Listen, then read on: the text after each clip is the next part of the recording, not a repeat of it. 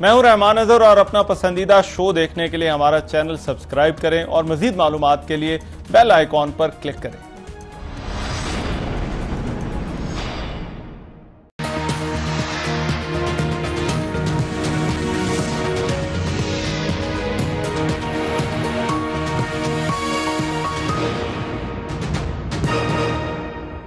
السلام علیکم، آپ کو آج کے پروگرام میں خوش آمدید۔ آج پاکستان تحریک انصاف کی جو حکومت ہے اس کے تیسرے پارلیمانی سال کا آغاز، اور اس موقع پر صدر مملکت ڈاکٹر عارف علوی نے پارلیمان کے مشترکہ اجلاس سے خطاب کیا۔ اسپیکر قومی اسمبلی کی طرف سے صدر مملکت کو خطاب کی دعوت ملتے ہی اپوزیشن کی طرف سے ایک ہنگامہ آرائی دیکھی گئی۔ صدر مملکت کو اپوزیشن کے شور میں خطاب کرنا پڑا اور انہوں نے اس کا شکوہ بھی کیا۔ I invite the Honorable President of the Islamic Republic of Pakistan, Dr. Arif Alvi, to address under Class 3 of Article 56 of the Constitution of the Islamic Republic and to both the houses of Parliament assembled together. بسم اللہ الرحمن الرحیم۔ پچھلے سال کے مقابلے میں سمجھتا تھا اس مرتبہ آرام سے باتیں سن لی جائیں گی۔ صدر مملکت نے اپنے خطاب میں کرونا کے حوالے سے کامیابی پر حکومت کو مبارکباد دی اور کہا کہ وزیراعظم عمران خان نے جو ویژن اختیار کیا وہ کامیاب رہا۔ اپوزیشن صدر مملکت کے خطاب کے دوران ہنگامے کے بعد پارلیمنٹ کے مشترکہ اجلاس سے واک آؤٹ کر گئی۔ اب مسلم لیگ نون اور پاکستان پیپلز پارٹی کے جو رہنما تھے انہوں نے پریس کانفرنس کی، اور چھوٹی جو اپوزیشن کی جماعتیں تھیں وہ اس پریس کانفرنس میں شامل نہیں ہوئی۔ اب اگر 2 سال کی، خاص طور پر پارلیمان کے 2 سالوں کی بات کی جائے تو اس دوران حکومت کی پارلیمان کے اندر کارکردگی کیا توقعات کے مطابق رہی؟ کیا اپوزیشن نے پارلیمان میں وہ کردار ادا جو اسے کردار ادا کرنا تھا؟ قومی اسمبلی کے دوسرے پارلیمانی سال کے دوران حکومت نے 52 بل پیش کیے، جبکہ اراکین نے 110 پرائیویٹ بلز پیش کیے اور اس کے علاوہ 31 آرڈیننسز بھی اسمبلی کے اندر جو ہے وہ پیش کیے گئے۔ اب قومی اسمبلی نے دوسرے پارلیمانی سال میں 30 بل یا قوانین منظور کیے ہیں۔ اپوزیشن کا یہ کہنا ہے کہ حکومت آرڈیننسز پر انحصار کرتی ہے، اور حکومت یہ کہتی ہے کہ اپوزیشن قانون سازی کے معاملے پر اپنے لیے NRO چاہتی ہے، اور اس بات کا برملا اظہار وزیر اعظم عمران خان نے اپنے ایک حالیہ انٹرویو میں بھی کیا۔ کیا اپوزیشن واقعی قانون سازی کے بدلے کوئی NRO چاہتی ہے، اور کیا واقعی NRO کی وجہ سے حکومت کو کام نہیں کرنے دے رہی؟ اس پر آج کے پروگرام میں بات ہوگی۔ اور دوسری طرف کراچی کی جو سیاست ہے اس میں بھی ہلچل مچی ہوئی ہے۔ آج سندھ کابینہ نے کراچی میں نیا ضلع کیماڑی بنانے کی منظوری دے دی ہے۔ اب یہ جو ضلع ہے وہ کیماڑی سائٹ، بلدیہ اور ہاربر سب ڈویژنز پر مشتمل ہوگا۔ سندھ کابینہ کے اس اقدام پر رد عمل بھی شدید آ رہا ہے۔ MQM پاکستان تحریک انصاف اور PSP نے اس پر تحفظات کا اظہار کیا۔ اس سے پہلے آپ کو یاد ہوگا کراچی کے مسائل کے حل کے لیے ایک جو ہے وہ کمیٹی بھی بنانے کا اعلان کیا جا چکا ہے، جو کراچی کے مختلف انتظامی معاملات کی نگرانی۔ کیا یہ کمیٹی کراچی کے بڑے اور بنیادی نوعیت کے مسائل کو حل کر سکے گی؟ اور کیا یہ جو نیا ضلع بنانے کا فیصلہ ہے کیا یہ بھی ٹھیک ہے یا نہیں؟ اس پر آج کے پروگرام میں بات ہوگی۔ ویری کوئکلی میرے ساتھ ایک بڑا اسٹیم پینل موجود ہے، تعارف کرا دوں۔ علی محمد خان صاحب پاکستان تحریک انصاف کے رہنما ہیں، بہت شکریہ۔ خرم دستگیر صاحب مسلم لیگ نون سے ہمیں جوائن کریں، بہت شکریہ آپ کا بھی۔ اور قمر زمان قاہرہ صاحب پاکستان پیپلز پارٹی سے، وہ ہمارے ساتھ لنک کے ذریعے جو ہے وہ موجود ہیں۔ جو ہے وہ گفتگو کا آغاز خرم دستگیر صاحب آپ سے میں کرنا چاہتا ہوں۔ اپوزیشن آج صدر کا خطاب تھا، نیا سال تھا، آغاز تو کہتے ہیں اچھا ہونا چاہیے تھا، مگر آپ آج واک آؤٹ کر گئے وہاں سے۔ کیا واک آؤٹ کیوں آپ کو کرنا پڑا صدر کے خطاب سے؟ جہاں سے آپ اپنا پروگرام کر رہے ہیں، اگر آپ نیچے چند قدم جائیں تو آپ کو ہماری اور عوام کی تکلیف کا اندازہ ہو جائے گا کہ آٹا اسلام آباد شہر میں 78 روپے کلو بک رہا ہے۔ تو جب آٹا 78 روپے کلو بک رہا ہے اور پاکستان کے عوام بھوکے ہیں، پھر اپوزیشن تو آرام سے تقریر نہیں سنیں گے۔ ہم یہ جو پاکستان کے عوام کی بھوک کے اوپر جو رقص ہے وہ تو ہم برداشت نہیں کر سکتے نا، کہ یہ آپ کہیں گے جی سب کچھ ٹھیک ہو گیا۔ بھئی 110 روپے کلو چینی ہے، اتنی آپ نے کمیشنیں بنائیں، فورنزک بنائے، کمیٹیاں بنائیں، لیکن اینڈ میں یہ حکومت مافیا کی سہولت کار ہے، چاہے وہ پیٹرول ہو، چاہے وہ چینی ہو، چاہے وہ آٹا ہو۔ ہم آپ کی سہولت کار تو نہیں ہے۔ نہیں ہماری صورتکار تو بالکل نہیں ہے. ہمیں تو آپ نے ہمارے سب لوگوں کو جیل میں ڈال کے رکھا ہے, وہ بھی لسٹ پڑھ دیتے ہیں, یہ بھی ان کے کارناموں میں شامل ہے. لیکن اصل تو یہ مافیا کی سہولت کر رہے ہیں. یہ چاہے فرنس آئل ہو, یہ چاہے دوائیاں ہوں, یہ چاہے آٹا ہو, یہ چاہے چینی ہو, یہ چاہے پیٹرول ہو. آپ یہ کہہ رہے ہیں جو حالات ہیں اس پر میں حالات تقریر نہیں سنی جا سکتی. میں اسپیسیفک پالیسی کی بات کر رہا ہوں کہ جب یہ حکومت جو ہے, ان کے وزیر, ان کے distinguished colleague minister for food security 17 جولائی کو وہ قومی اسمبلی میں کھڑے, انہوں نے کہا ہمیں نہیں معلوم 60 لاکھ ٹن گندم کہاں گئی. اچھا, he said I am surprised. تو جب ان کے ناک کے نیچے سے 60 لاکھ ٹن گندم غائب ہو جائے جس کا نتیجہ 78 روپے کلو آٹا ہے, تو پھر ہم تو وہاں بیٹھ کے آرام سے تقریر نہیں سن سکتے. جب ہماری آنکھوں کے سامنے اس جو پارلیمانی سال ہے, ہندوستان کشمیر کو ہڑپ کر جائے, اس کے 3 ٹکڑے کر دے, اور یہ صرف ایک تقریر کریں, وہ تقریر بھی کریں جس کی وجہ سے آج سعودی عرب سے ہمارے تعلقات خراب ہو گئے, تو ہم تو وہاں مین ایشو از پرفارمنس. جی, مین ایشو پرفارمنس ہے. پرفارمنس کی وجہ سے آپ نے کہا کہ اس پرفارمنس دیکھیں, اس پرفارمنس میں اپوزیشن کے ساتھ ایک بہت ہی بھیانک انتقام بھی شامل ہے کہ رانا ثناء اللہ 8 مہینے جیل عقوبت خانے میں بغیر کسی وجہ کے, خواجہ سعد رفیق 16 مہینے جیل. سپریم کورٹ کا اتنا واضح اور صریح فیصلہ آیا کہ انہوں نے کہا کہ خواجہ سعد رفیق کے بنیادی حقوق کچلے ہیں اس حکومت نے.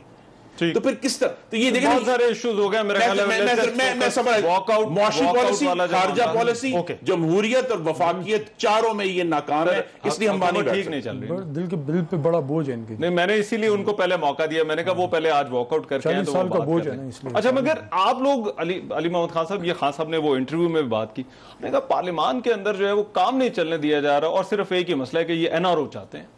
جی, بسم اللہ الرحمن الرحیم, اللہم صلی وسلم مبارک علی سیدنا محمد. دیکھیں, اپوزیشن کی طرف سے مسائل کا تو ہمیں جو ہے وہ سامنا ہے, لیکن انشاءاللہ حوصلے نہ ہم ہاریں گے اور نہ عمران خان نے حوصلہ ہارنا سیکھا ہے. مشکل ٹاسک ہے. 40 سال سے 45 سال سے جو سیاسی حکومتوں نے, کیونکہ ملٹری گورنمنٹس جو ڈکٹیٹرشپ آئی ان سے تو گلہ ہی نہیں ہے نا, ان سے کیا گلہ ہونا, وہ عوام کے نمائندہ نہیں ہے, گلہ تو عوامی نمائندوں سے ہوتا ہے. تو جو سو کالڈ پولیٹیکل پارٹیز ہیں ان کی میں کہہ رہا ہوں, جو سو کالڈ ان کی ڈیموکریٹک گورنمنٹس تھیں, سو کالڈ اس لیے کہہ رہا ہوں کہ لیڈرشپ جو ہوتی ہے وہ وراثت پہ نہیں ہوتی, وہ بائی کوالیفیکیشن ہوتی ہے, وہ بائی میرٹ ہوتی ہے. اس وجہ سے نہیں کہ رحمان اظہر کا بیٹا جو ہے وہ رحمان اظہر کا بیٹا ہے تو اس کو رحمان اظہر کی کرسی پہ بٹھا دیں, وہ پہلے لاء پڑھے گا, پھر جرنلزم پڑھے گا, پھر آپ کی طرح محنت کر کے کرسی پہ آئے گا.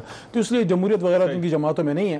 لیکن میں یہ سمجھتا ہوں کہ ان لوگوں نے جو پاکستان کا حال کیا ہے تو اس میں مسائل کا سامنا تو ہے. مافیاز ان کے نیچے بنے ہیں, ہر ادارے میں بنے ہیں, لیکن میں سمجھتا ہوں کہ آج کا رویہ بہت نامناسب تھا. وجہ اس کی کیا ہے؟ وجہ اس کی یہ ہے, وجہ اس کی ہے کہ گلہ ان کا وقت کی حکومت سے ہے, گورنمنٹ آف دا ڈے سے ان کا گلہ ہے, گورنمنٹ آف پاکستان سے گلہ ہے, اسٹیٹ آف پاکستان سے نہیں ہے. And the person who was talking today in the parliament was not a representative of the government, he was head of state.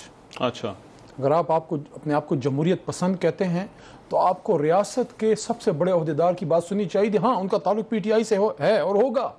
کسی بھی جب حکومت ہوگی تو صدر مملکت پہلے ممنون صاحب آپ کی جماعت کے تھے, ہم نے ان کو سنا. علی بھائی آپ پارلیمانی لیکن یہ وہ رویہ ہے, لیکن رحمان صاحب یہ ایک رویہ ہے, یہ وہ رویہ ہے, we are not impressed. the reason is پہلے دن جب عمران خان صاحب تقریر کر رہے تھے اس دن کیا ہوا تھا؟ کیا اس دن بھی آٹا مہنگا ہوا تھا؟ کیا اس دن بھی پیٹرول مہنگا ہوا تھا؟ اس دن الیکشن چوری ہوا تھا. تو پھر آپ سپریم کورٹ جاتے, پھر ہمت کرتے, پیسے نہیں تھے, ہم چندہ کر کے آپ کو وزیر کر دیتے.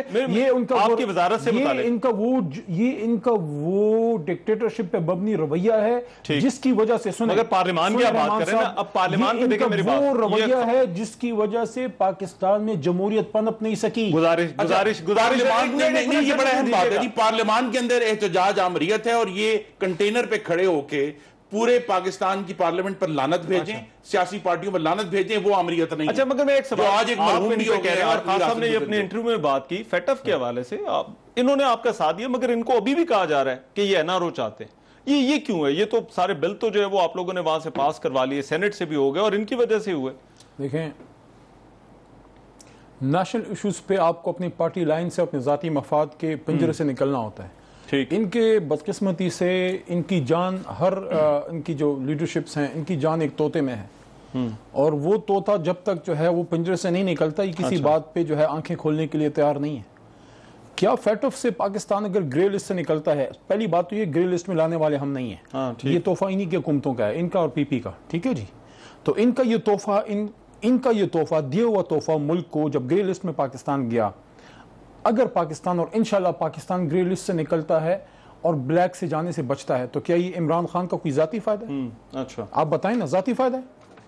نہیں, ملک کا فائدہ ہے نا. ملک کا فائدہ ہے. اچھا بات تو اچھا یہاں پہ نکتہ ہے, یہاں پہ نکتہ یہ ہے کہ جو پارلیمنٹری کمیٹی اور لیجسلیچر بنی تھی, لیجسلیشن جس میں ہر طرح کی لیجسلیشن آنی تھی, مقصد یہ تھا کہ جو عوام کے مفاد کے کوئی لیجسلیشن ہونی ہے تو بجائے اس کے کہ اس میں مخاصمت کا سامنا ہو, اور حکومت لائے تو یہ مخالفت کریں, یہ لائیں تو ہم مخالفت کریں, اس کو ادھر ڈسکس کریں. مجھے یہ بتائیں اس کو ادھر نیب لاس سے ان کے ریفارم سے نتھی کرنے کا مقصد کیا تھا؟ کیا رات کے اندھیرے میں رات کے 12 بجے اپنے لیے جو ہے وہ کشن ڈھونڈنا نہیں تھا؟ کیا یہ دس از ناٹ واٹ از ایک چیلنج کر دیتا ہوں. کیا چیلنج؟ کیا چیلنج یہ ہے کہ نیب کا قانون اپوزیشن ٹیبل پر نہیں لائی, حکومت لے کر آئی. یہ چیلنج ہے, کنفرم کر. اس کو نتھی کس نے کیا؟ کنفرم کہ کسی نے نتھی نہیں کیا, انہوں نے ٹیبل پر رکھا, ہم نے تو ڈسکشن کی ہی نہیں. ہم تو فیٹل بات کر رہے ہیں. تجاویز کی بات ہے تو تجاویز تو آپ کی ان کے بارے میں کہا جاتا ہے. یہ کہنا کہ یہ انہوں نے 4 بل میز پر رکھے اور کہا کہ ہم سے بات کو لنک نہ کریں, F A T F Pakistan کا مسئلہ ہے, اس میں شاید حماد عباسی اس کو ہم نے جلدی وزیر کرنا ہے. خارجہ کے موجودگی میں ڈیلنگ کرتے ہیں. نیب کب بنا؟ مشرف نے بنایا 1999 میں. ہم ان کو یہ کہتے رہے کہ پچھلے 20 سال میں نیب میں ریفارم نہیں ہو سکی, ایف اے ٹی ایف پاس ہونے نے, پاکستان کا مسئلہ ہے, نیب کو ریفارم کرتے رہیں گے. لیکن ان کی ڈیمانڈ کیا تھی؟ منی لانڈرنگ کو نکالو. قاہرہ صاحب کیا منی لانڈرنگ کو نکالو. قاہرہ صاحب 5 سال سے زیادہ پیچھے مجھے نہیں جانا, پہ رائے لینے دیں. قاہرہ صاحب کیا واقعی قانون سازی کے بدلے یا کام چلانے دینے کے بدلے, یا اس طرح سے کر لیں, ذرا اس کو اور آسان کر لیں, اس کو میرا خیال ہے تھوڑا اور اس کا سکوپ جو ہے وہ وسیع کر لیں, اپوزیشن کوئی این آر او چاہتی ہے؟ دیکھیے گزارش یہ ہے, پہلی بات تو کہ صدر کے خطاب پہ آج کوئی اعتراض ہوا اور صدر کے خطاب نہیں سنا گیا, اس لیے کہ صدر وفاق کے نمائندہ ہوتے ہیں, لیکن وہ حکومت کی پرفارمنس کی بات کر رہے ہیں اور تقریر ان کی گورنمنٹ لکھ کے دیتی ہے, صدر کا اپنا خطاب نہیں ہوتا. سو گورنمنٹ کی لکھی ہوئی تعریفی تقریر سننا اپوزیشن پہ کوئی واجب نہیں ہے. سو یہ کوئی بڑا ضروری کام نہیں تھا, اور اپوزیشن نے اس احتجاج کے ذریعے گورنمنٹ کی اس پرفارمنس کو اعتراض کیا ہے. صدر کے خلاف کوئی نعرے تو نہیں مارے گئے, ہمارے صدروں کے ساتھ تو پتہ نہیں کیا کیا کرتے رہیے, لیکن صدر صاحب کے اوپر کوئی جا کے کسی نے ان کا گھیراؤ نہیں کیا, کوئی ان کے اوپر کوئی چیز نہیں پھینکی, کوئی نعرہ نہیں مارا, کوئی کاغذ نہیں پھینکا. ہاں اپوزیشن نے شاؤٹ کیا صدر کی تقریر جو گورنمنٹ کی طرف سے گئی ہوئی ہے, سو گورنمنٹ کی پرفارمنس کو اٹیک کیا. دوسرا یہ کہا جاتا ہے کہ جی کل پرائم منسٹر صاحب نے بھی کہا اور آج بھی علی محمد بھی کہہ رہے ہیں, پہلی بات تو یہ ہے کہ آپ کی کمیٹیوں کے اندر جا کے اگر آپ کے سینئر وزراء جو ایجنڈا رکھتے ہیں اپوزیشن کے سامنے, اس میں فیٹف بھی ہے, اس میں نیب بھی ہے, اس میں باقی بلز بھی ہیں, جس طرح خرم صاحب نے کہا کہ نیب کا بل جو ہے وہ گورنمنٹ نے پیش کیا. ہاں ہم نے فیٹف کے اندر جو چیزیں گورنمنٹ اپنے ہاتھ مضبوط کرنے کے لیے یا لوگوں کے بازو مروڑنے کے لیے کرنا چاہتی تھی, ہم نے اس کو روکنے کی بات کی, وہ رکوایا اور فیٹف کا بل پاس ہوا. اگر ہم نے بلیک میل کرنا تھا اور کر رہے تھے تو فیٹف کا بل پاس نہ ہونے دیتے ہم, پھر گورنمنٹ یہ بل روک کے بیٹھ گئی ہوتی. ہم نے اس کو ضرور پریس کیا, اس پہ بات کی, باقی لیجسلیشن پہ بھی کی, نیب پہ بھی کی. نیب کے اوپر کیوں کی؟ اب سوال یہ ہے کہ نیب کا بل ہم کیوں کہہ رہے ہیں کہ اس کو پاس کرو, اور اب مانگ کیا رہے ہیں؟ ہم مانگ رہے ہیں کہ جو باتیں سپریم کورٹ نے کی ہیں, 3 بینچ نے کہی ہے, جو عدالتیں کہہ رہی ہیں, ہائی کورٹس نے کہی ہیں, جو اسلامی جو پاکستان کی جو ہمارا اسلامی نظریاتی کونسل ہے, جو باتیں انہوں نے کہی ہیں اس کے مطابق پاکستان کا یہ بل درست ہونا چاہیے. اور ہم اس طریقے اس کو نفی کر رہے ہیں کہ نیب نیازی نقصص کے ذریعے حکومت وقت جب چاہتی ہے کسی کو اٹھا لیتی ہے، زبان بندی کے رستے پیدا کرتی ہے، میڈیا کی زبان بندی کرتی ہے اور اس نیب کے ذریعے کرتی ہے، اور یہ ہم نہیں کہہ رہے، یہ عدالت کہہ رہی ہے، اس لیے اس کو ٹھیک ہونا ضروری ہے۔ یہ بات کہنا کوئی جرم ہے کیا؟ اور ہم مانگ کیا رہے ہیں؟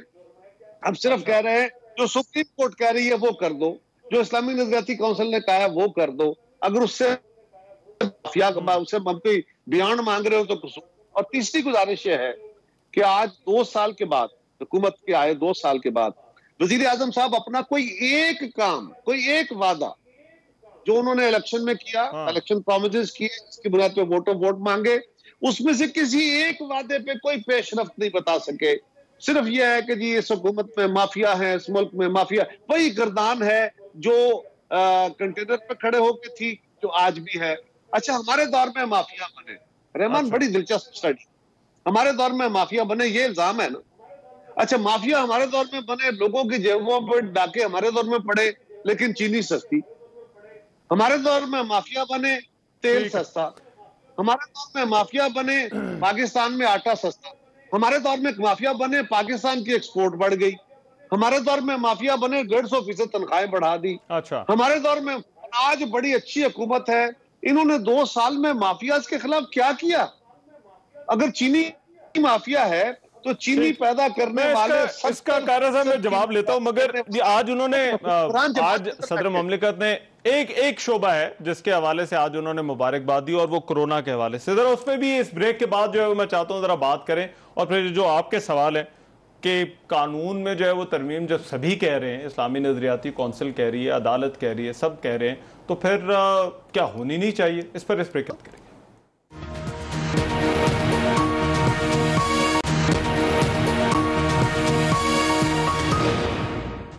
بریک کے بعد پروگرام میں ایک مرتبہ پھر سے خوش آمدید، بات ہو رہی ہے صدر مملکت کے خطاب پر۔ خرم دستگیر صاحب، کیا اپوزیشن اکٹھی ہے؟ یہ 2 سالوں میں جہاں پر ہم حکومت کی کارکردگی کی تو بات کرتے ہیں، مگر اپوزیشن اکٹھی ہے؟ آج بھی آپ کی اور پیپلز پارٹی کی علیحدہ پریس کانفرنس، باقی جماعتیں جو چھوٹی جماعتیں، ان کا گلہ ہے کہ آپ ان کو ساتھ لے کر نہیں چلتے؟ دیکھیے، تمام پارٹیوں کی ترجیحات فرق ہوتی ہیں، ان کے نظریات فرق ہیں، لیکن اس وقت بہت سنجیدہ کوشش ہو رہی ہے کہ صرف ایک نقطے کے اوپر اپوزیشن متحد ہو۔ اس سے مولانا صاحب سے بھی گفتگو ہو رہی ہے، بلاول صاحب سے بھی گفتگو ہو رہی ہے، اور وہ یہ ہے کہ اگلے چند ماہ میں ہم ایک صاف، شفاف اور مداخلت سے پاک انتخابات، اس میں زور مداخلت سے پاک ہونے پر ہے، ان تک ہم پہنچ سکیں، تاکہ جس کالے اور اندھیرے کنویں میں پاکستان کی معیشت کو اور خارجہ پالیسی کو اور جمہوریت کو اور وفاقیت کو اس نالائق حکومت نے پھینک دیا، اس کو اے پی سی بلا لے گی اپوزیشن؟ آپ کو لگتا ہے یہ جو اس کا ایجنڈا مرتب ہو رہا ہے، روزانہ اس پر کام ہو رہا ہے، مولانا سے بھی میٹنگز جاری ہیں، آپ کو معلوم ہے کہ بلاول صاحب سے بھی رابطہ ہو چکا ہے، تو اس کے اوپر گفتگو ہو رہی ہے کہ ایک سنگل پوائنٹ ایجنڈے پر اے پی سی کی جائے کہ کس طرح ہم جو جمہوری طریقہ ہے نئے انتخابات تک پہنچ سکتے ہیں، کیونکہ جو ان ہاؤس چینج ہے اگرچہ وہ ممکن ہے پنجاب میں بھی اور وفاق میں بھی، لیکن وہ بیماری سے بدتر علاج ہے۔ ایک اور کمزور حکومت جو ہے وہ پاکستان کے معاشی اور خارجہ پالیسی کے مسائل کا حل نہیں نکال سکتی۔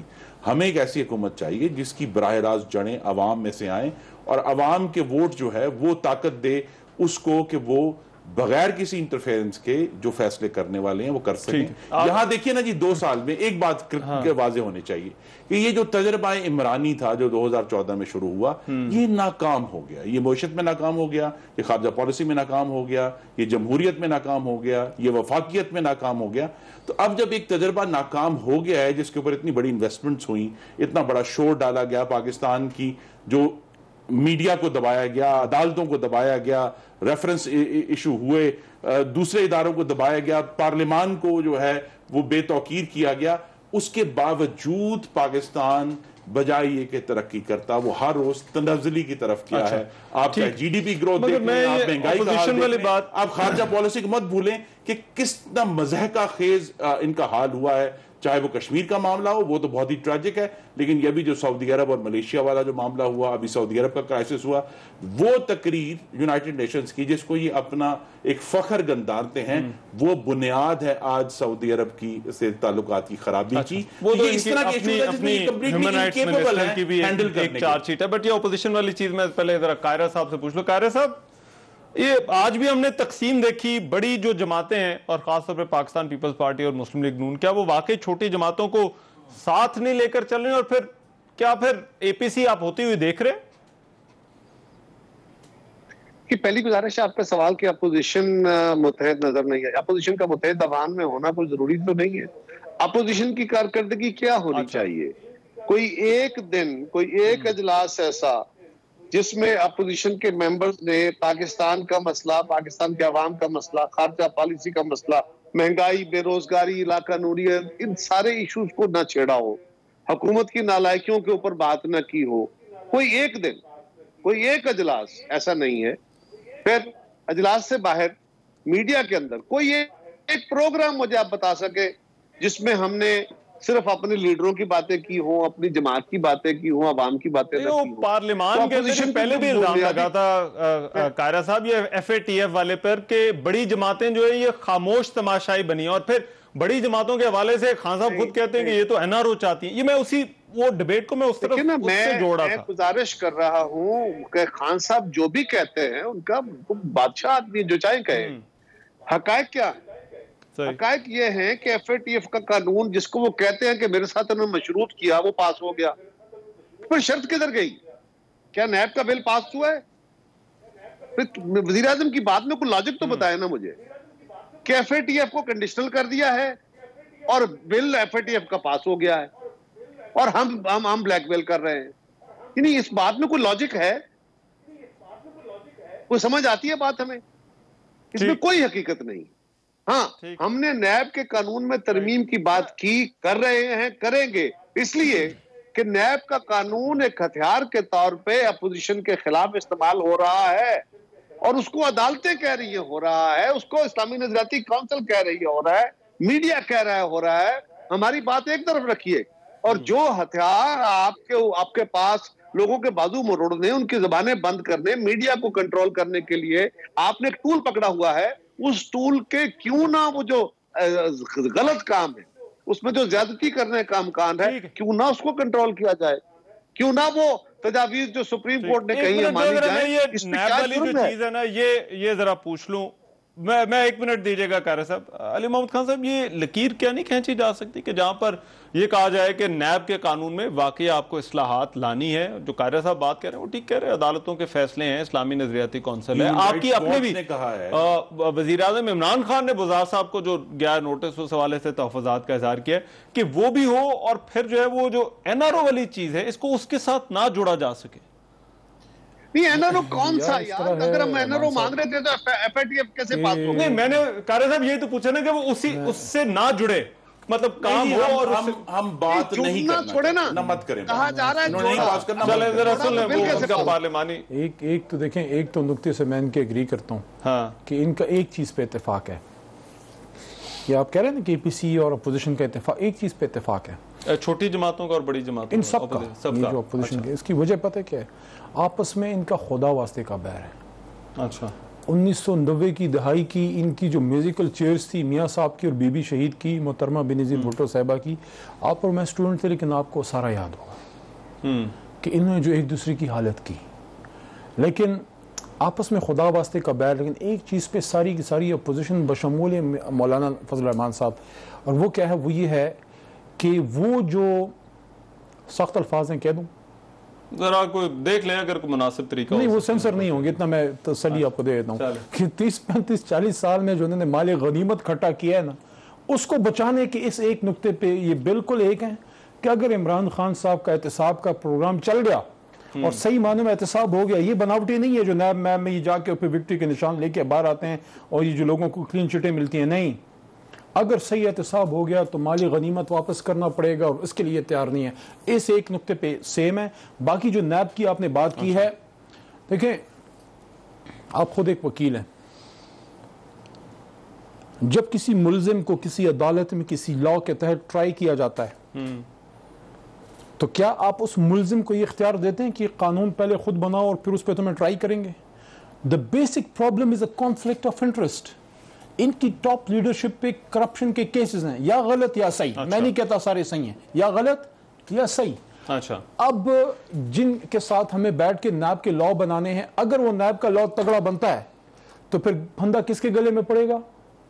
ان لوگوں کے اپنے گلے میں پھندا یہ پڑوائیں گے آج تک. یار جس نے کرپشن کیا اللہ اس کا بیڑا غرق کرے. میں یہ کہتا ہوں کہ دیکھیں 1990s میں انہوں نے ایک دوسرے کو پکڑا.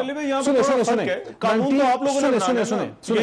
1990s میں انہوں نے ایک دوسرے کو پکڑا, ٹھیک ہے جی, احتساب الرحمان کی کہانیاں, سیف الرحمان کی کہانیاں سب کو یاد ہے. پھر زرداری صاحب نے کہا میرے پیروں پڑ گئے, اور اس کے بعد جمہوریت کے وسیع تر مفاد میں یہ بھی خاموش وہ بھی خاموش. آپ کو پارلیمنٹ کے اس جوائنٹ سیشن کی کہانیاں یاد ہیں جب ہم باہر ڈی چوک پہ تھے اور وہاں سے چودھری نثار صاحب نے ان کے خلاف بڑی دھواں دار سپیچ کی. اگلے دن جناب عالی جو ہے اس نے اپنا اعتزاز صاحب نے آ کے ان کی بھی جو ہے ملیا میٹ کر دیا. پھر خاموشی چھا گئی. بٹ خاموشی کیوں چھائی؟ کیونکہ یہ ان کی, میں سب کا نہیں کہہ رہا, لیکن اگر ان میں جو کرپٹ ہیں, اگر ان کی کرپشن یہ پکڑتے وہ ان کو چھوڑتے, تو اگر اس ملک میں صحیح احتساب ہوتا ہے تو مال غنیمت پکڑا جائے گا, اور اس کے لیے لوگ تیار نہیں ہیں. اگر تو یہ کہتے ہیں جی نیب کریں گے ہم, انہوں نے نہیں کرنا, کریں گے ہم. وہ تو اب کہہ رہے ہیں ابھی سینٹ کا الیکشن ہو جائے گا, ہماری ایک شریعت ہو جائے گی, پھر وہ مجبوری چلی جائے گی. ان کے ہاتھ میں ایک انہوں نے ایک ادارہ بنایا تھا, خیبر پختونخوا میں ایک احتساب کمیشن. غلط ہوا, جو ان کے ہاتھ میں بند ہوا, غلط وہ انہیں بند کیا. پاکستان کی تاریخ میں ایک احتساب کا ادارہ کیا بند یہ ہوا ہے. لکیر نہیں کھینچی جا سکتی کہ جہاں پر نیب میں اس کے ہاتھ اور NRO کے درمیان بھائی میرے بلوں کو چیشوں کی رکھوالی پر رکھ رہے ہو بھائی, خدا کا خوف کرو. صرف کس پارلیمان کو بنانا تو آپ لوگوں نے, انہوں نے تھوڑی بنانا ہے.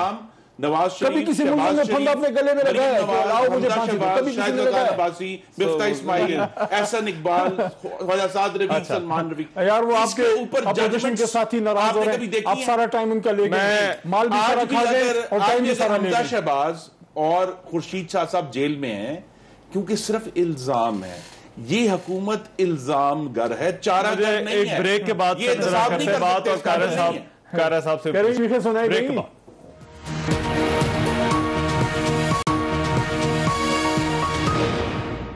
بریک کے بعد پروگرام میں ایک مرتبہ پھر سے خوش آمدید. بات ہو رہی تھی اپوزیشن کی, اور کیا کوئی لکیر کھینچی جا سکتی ہے کہ جہاں پر نیب کی بات ہو یا قانون کو بدلنے کی بات ہو اور NRO کی بات جو ہے وہ نہ ہو. کارہ صاحب, اور دوسرا یہ جو کراچی کے حوالے سے میں چاہ رہا ہوں اس پہ بھی ذرا تھوڑا سا ذرا آ جائیں اس ٹاپک کے اوپر, کہ جو وفاق کی دلچسپی پر اعتراضات ہو رہے ہیں کہ وفاق انٹرسٹ اگر لیتا ہے کسی شہر کے اندر, یہ کمیٹی بنی, آج ضلع بنا ہے, تو ضلع بننے پر بھی جو ہے وہ بڑا اعتراض آ رہا ہے PTI کا, PSP کا اور MQM کا. اور کیا وفاق کوئی انٹرسٹ نہیں لے سکتا کسی شہر کے اندر, اور کراچی جیسے شہر میں جو بڑا شہر ہو پاکستان کا, جہاں پہ فائنینشیل کیپٹل ہو؟ پہلی گزارش یہ ہے کہ ہم کسی NRO کا ذکر نہیں کر رہے, نہ NRO مانگ رہے ہیں. ہم کیا کہہ رہے ہیں, اگر تو سپریم کورٹ کی ورڈکٹ پہ عمل کرنا, اسلامی نظریاتی کونسل کی سفارشات پہ عمل کرنا کوئی NRO ہے, تو وزیر اعظم صاحب کو بالکل NRO نہیں دینا چاہیے اگر وہ NRO ہے. ٹھیک ہو گیا. ہم کہہ ہی رہے ہیں کہ جو سپریم کورٹ کی گائیڈ لائن ہے, جو آپ کو اسلامی نظریاتی کونسل نے کہا ہے, جو آپ کے ہاتھ میں نیب, خود آپ کہہ رہے ہیں, وزیر اعظم صاحب خود فرما رہے ہیں, آپ کی جماعت کے اپنے لوگ کہہ رہے ہیں کہ اس کو کریکشن ہونی چاہیے, وہ کریکشن تو کوئی NRO نہیں ہوگا. اور پھر اگر کچھ ایسا ہے تو آپ وہاں بیٹھے ہوں گے, ہم کوئی آپ کو باندھ کے باتیں کر رہے ہیں, ہم صرف وہ کر رہے ہیں, تو یہ تو ڈی لنک ہو گیا, اس کا کوئی تعلق نہیں ہے. اور میں نے آپ سے گزارش کی کہ یہ صریحاً غلط بیانی ہے کہ اپوزیشن نے کوئی کنڈیشنلٹی لگائی ہے. اگر کنڈیشنلٹی ہوتی, اگر مشروط ہوتا, تو یہ بل پاس کیوں ہوتا؟ بڑا سمپل جواب ہے اس کا جواب تو نہیں آ رہا.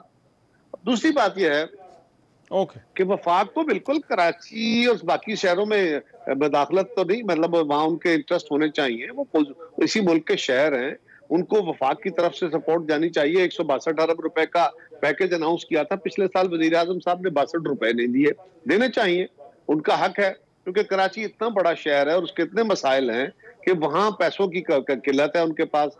صوبائی حکومت کو کوئی 130-32 ارب روپے جو ان کا بجٹڈ اماؤنٹ تھی اس سے کم دیے گئے, اور جب بجٹڈ اماؤنٹ سے یا جو پروجیکٹڈ اماؤنٹ ہے وہ کم دی جاتی ہے, تو اس کا سب سے بڑا ایفیکٹ ڈیولپمنٹ پہ ہوتا ہے, کیونکہ نان ڈیولپمنٹل بجٹ جو ہے وہ تو اپنی جگہ سٹیٹک ہوتا ہے, وہ تو نہیں چینج ہو سکتا, اس میں تو تنخواہیں ہیں, بیلز ہیں, باقی چیزیں ہیں.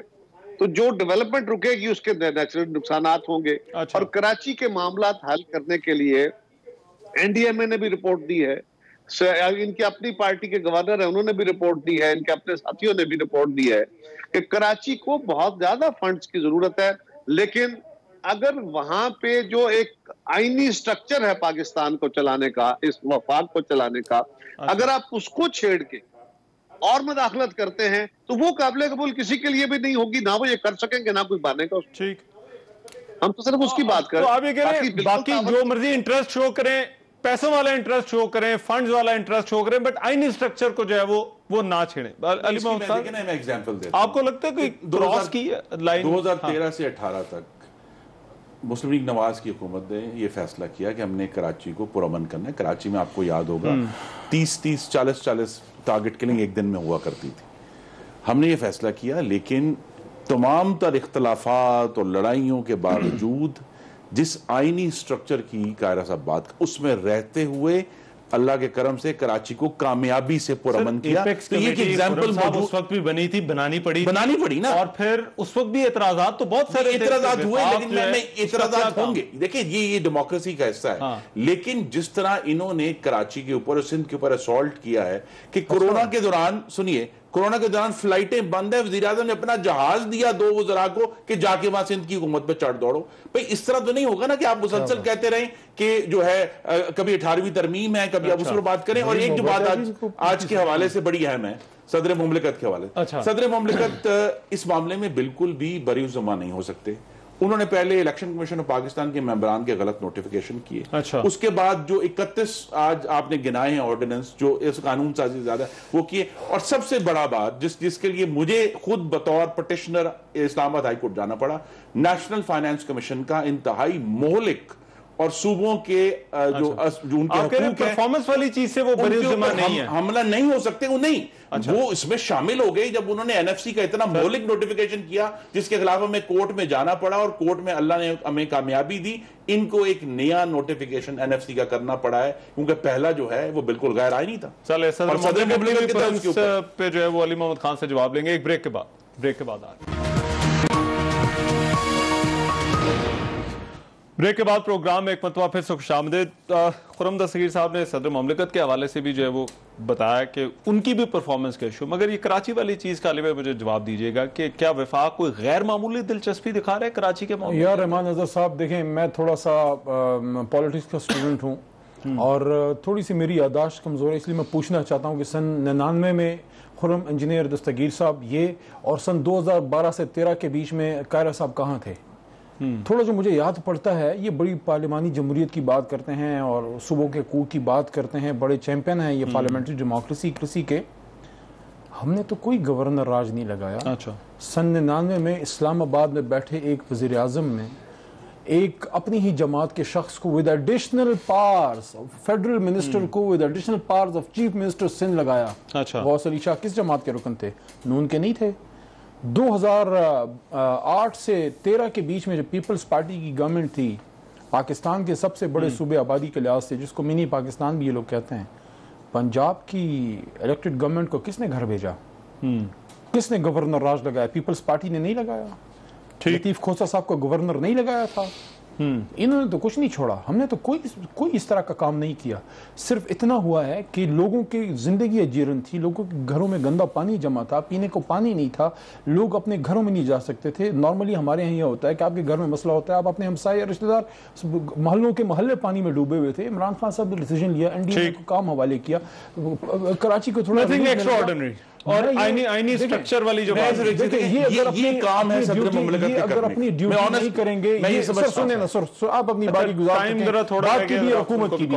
میں صرف یہ کہنا چاہتا ہوں، جتنا ظلم آپ نے پاکستان کے ساتھ کرنا تھا کر لیا، پتہ نہیں آپ نے کون سا اس سے بدلہ لینا تھا۔ اس ملک نے تو آپ کو اس پاکستان کا جھنڈا دیا، آپ نے کیوں اس پاکستان کے ساتھ تک پہنچایا؟ کراچی جو پاکستان کا سب سے بڑا شہر ہے، جو صدر مملکت کو کچرے کا ڈھیر بنا دیا۔ وہ بٹھائیں، وفاق کو بھی بٹھائیں، وہ صوبوں کے، وہ پورے ملک کے صدر ہیں نا، سب کو بٹھائیں اور کہیں کہ بتائیں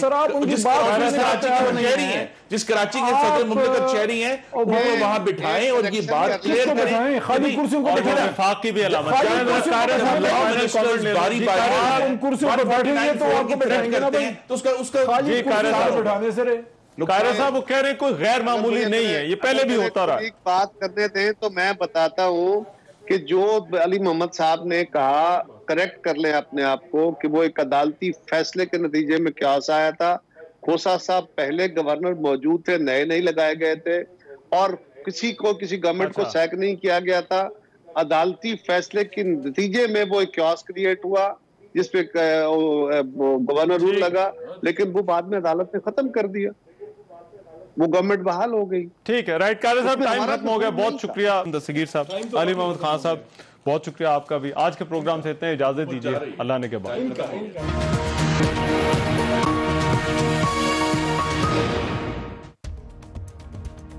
میں ہوں رحمان اظہر, اور اپنا پسندیدہ شو دیکھنے کے لیے ہمارا چینل سبسکرائب کریں اور مزید معلومات کے لیے بیل آئیکن پر کلک کریں.